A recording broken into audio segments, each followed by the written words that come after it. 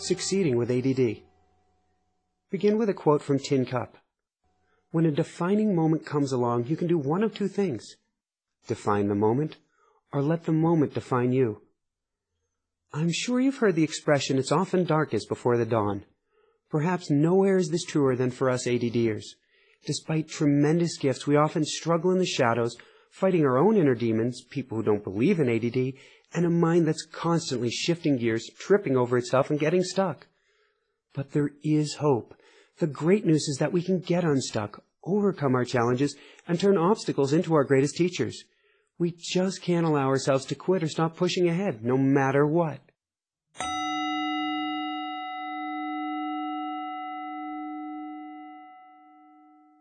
Inspiration. Think you can't?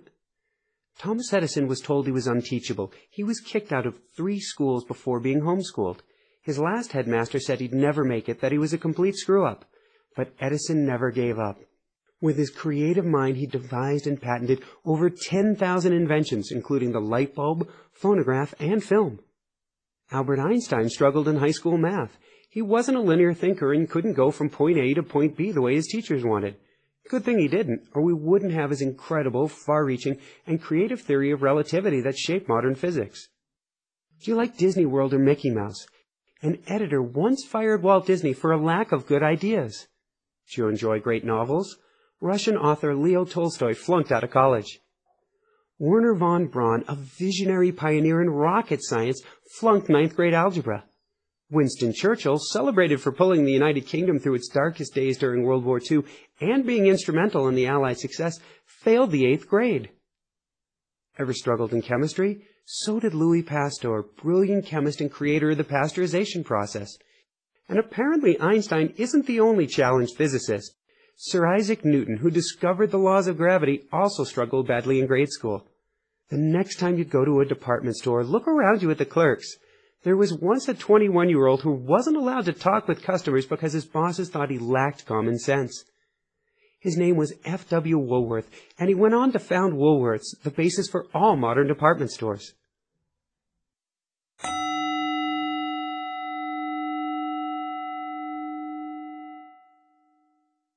My story. In the 1st grade, my mom was told at my first parent-teacher conference by 2 teachers with 32 years of experience I was the worst student they'd ever had in their lives. Fortunately for me, my mom was a special needs teacher and had me tested for ADD. After I was diagnosed, she then moved us to a new town and new school system where they didn't dismiss the diagnosis. I was given help and put on Ritalin and went from a straight U or unsatisfactory student to solid A's and B's except for handwriting and social interaction. However, I still had major troubles with organization, time management, social skills, and impulsivity. Despite this, I muddled along well until age 12. At that time, my doctors, unsure of Ritalin's effect on boys in puberty, studies have since shown it to be one of the safest and most researched medicines on the market, but at the time this was still unproven, took me off of Ritalin to be on the safe side. I struggled through 2 junior highs and then 2 high schools, struggling to fit in and find a place for me and my ADD brain in the world.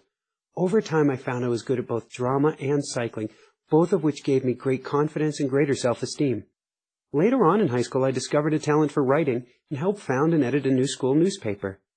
These successes were the body armor I needed to overcome the barrage of negativity from those around me, people who were certain I would never succeed. After graduation, I went to the Colorado College in Colorado Springs. This was great for me because they were on a block plan, which meant I took only 1 course at a time. Despite taking classes, my real major at the time was bicycle racing. It calmed me down and helped me to focus, and I dreamed of going to the Tour de France. Unfortunately, it meant I didn't take my studies too seriously. Instead, I earned a degree in political science not because I wanted to go into law or politics, but because it was easy enough to allow me to put my energies into cycling. After college, I moved to Europe to pursue my dream of becoming a Tour de France cyclist, but instead was hit by a car while racing in the French Alps. After 3 years, my body was too injured to continue and I moved back to the States. At first, I wallowed in feelings of failure and mediocrity, but eventually I found a job I enjoyed and became heavily involved in business. My ADD gift meant I was very creative, energetic, good with people, and able to see the big picture. I worked my way up the corporate ladder to become a high-level executive. However, while I was great at ideas, I had immense difficulty with follow-through. And though I was highly productive and great at multitasking, my poor sense of prioritization meant I was always behind. My desk had a mountain of papers on it, and I had no idea how to sift through them. I also had trouble reading the social cues of both my coworkers and employees. In most people's eyes, I was very successful, but I felt constantly on edge, as if failure, a giant piano of doom, was about to fall from the sky. I was constantly juggling too much and jumping from crisis to crisis, leaving myself with a sharp, nagging anxiety that things were about to plunge out of control. This unsettling, nagging feeling tore into my gut until I left my job, income, and semi-stability behind to chase my dreams and start my own company. I had a great idea and thought it'd be a tremendous success. And it might have been, had I followed through on it. However, without the stability of routine or accountability to anyone else, I couldn't get focused or remain on task. Without instantaneous success, riches, and accolades, I quickly tired of the new idea, switched gears, and started a second company, followed rapidly by a third. I was now flailing, bouncing from idea to idea, without the foundation or direction I needed to stay on track and patiently wait to turn a profit. Then I really jumped off the deep end. Having completed exactly one triathlon, I impulsively decided to leave business altogether and become a professional triathlete. I spent thousands of dollars to pack up all my belongings, put my house up for sale, and drive a U-Haul almost 2,000 miles out to California. There with my 2 dogs, I lived out of my car, unable to rent even the most run-down of shacks with my spotty credit. Homeless, unemployed, without local friends, a support network, or savings, I finally saw I'd made a terrible mistake. Frustrated and disheartened, I came crying back to Colorado. I knew I had to stop bouncing from idea to idea. After quite a bit of brainstorming and soul-searching, I felt more education would help ground me and get my life back on track. Due to my love of business and people, I decided to pursue an MBA. In typical ADD style, I hyper-focused for 2 weeks to cram for the GMAT, barely sleeping and rooted to my computer. Though highly suspect and terrible on my body, my unorthodox study method worked. I scored well on the test and was accepted into Colorado State University's MBA program. Going to school was a great idea, but what I did next was not. I was also interested in technology and computers, so I thought I'd pursue a computer degree after getting my MBA.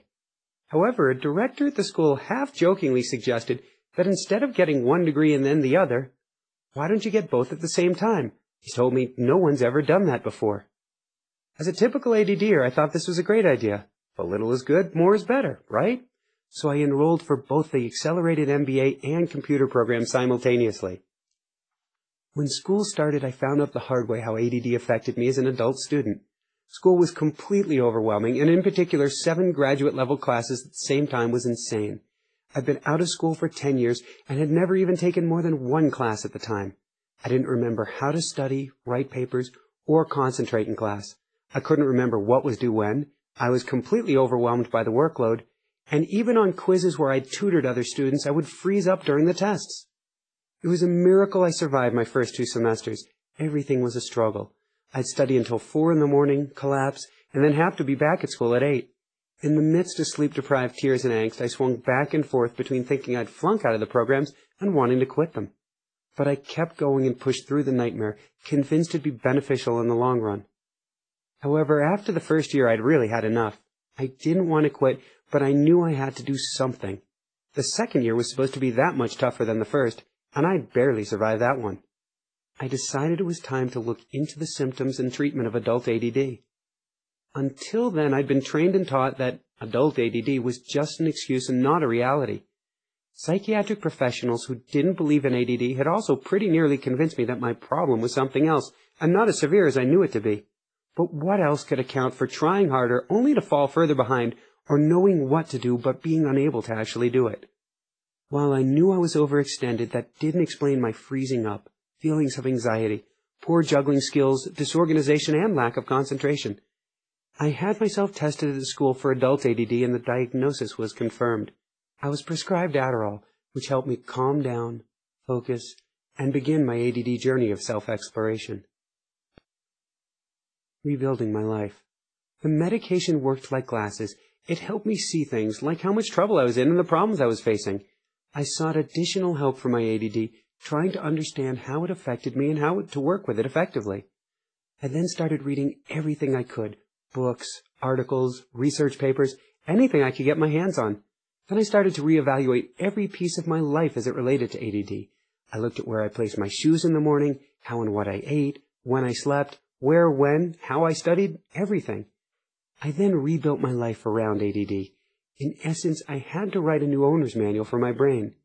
I'd achieved success in so many areas of my life in the past, so I looked at these areas to see how I'd become successful and what techniques I'd used. Then I applied these to my current experiences, both in and out of the classroom. It worked, and in the fall I went from struggling in class to achieving high marks. At the same time, I started racing bicycles again and won a cycling state championship. I owe all of these successes to rebuilding my life with an understanding of ADD. I graduated with 2 master's degrees, but the most important knowledge I gained wasn't the degrees themselves, but the process of learning how to achieve at a high level with ADD. Now I write, coach, and speak on my experiences and what I've gained from them to help others struggling with ADD, to aid them in succeeding without first having to bang their heads against the wall or make the same kind of mistakes I made.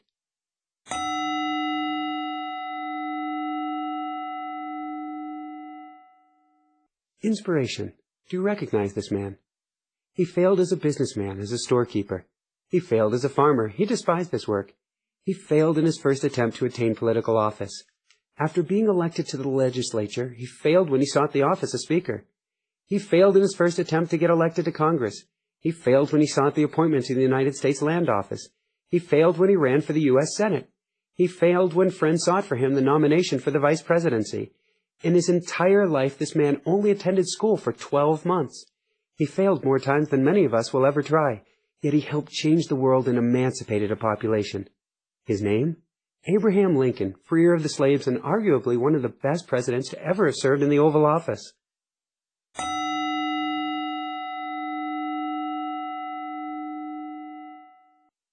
You are not alone. With ADD, we often feel alone, isolated and broken, as if something is wrong with us. With everything we've been through and heard and been told, we think we have moral failings or are stupid, defective, or just missing something that everybody else has. But there's nothing wrong with us, and we certainly didn't miss anything.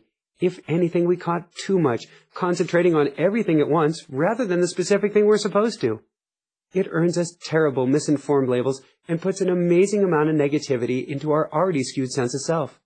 We think maybe we really are lazy, crazy, or stupid after all. The reality is that we all have potential greatness inside and can all achieve beyond our wildest dreams. Success for us is about finding your gifts, aligning with your passions, being creative, and letting yourself fly. With this audiobook and others, we now have the advantage of knowing what we're up against and being certain of the special gifts inside each and every one of us. Our only limitation? Being too realistic, not daring to dream high enough. We're the dream makers and achievers, therefore we must aim high.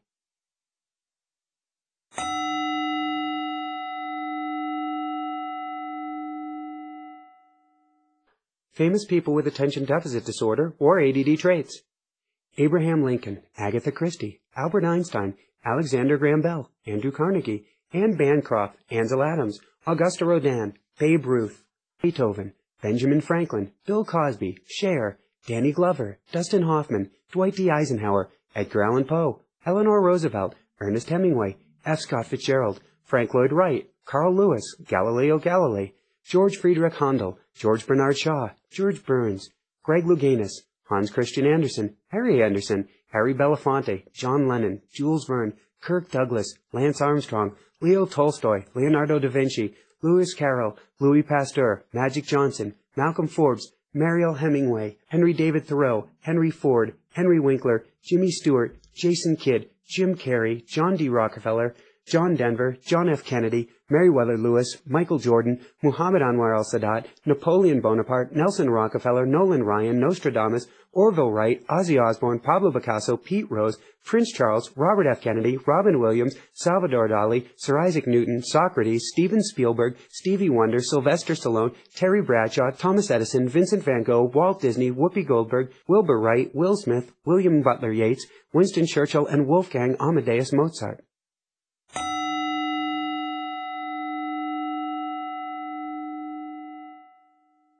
Inspiration. Remember this?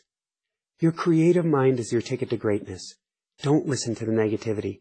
Don't believe what you know isn't true. You have a gift. Believe in yourself. Use the talent that lies within you. And no matter what, don't ever give up.